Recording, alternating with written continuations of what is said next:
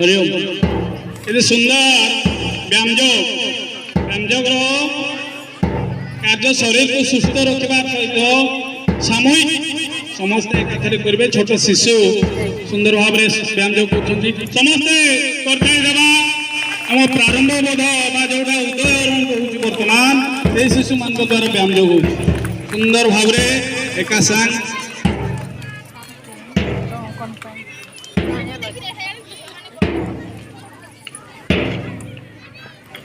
गोटे शैक्षिक गोटे पाठ व्यायाम करवा शारीरिक करवा एवं ये जहाँ जहाँ प्रदर्शन हम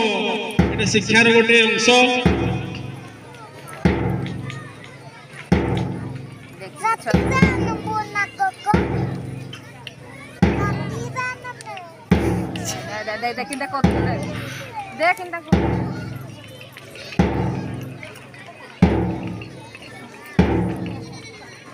कथारे अच्छी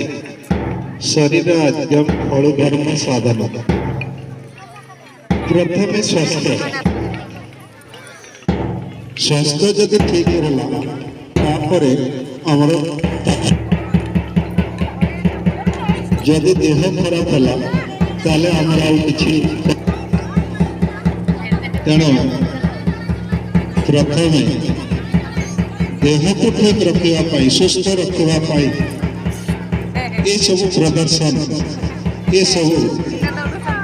छोट समय शिशु मान शरीर को सुस्थ रखापी शिक्षा विकास समिति ओडिशा योजना अनुसार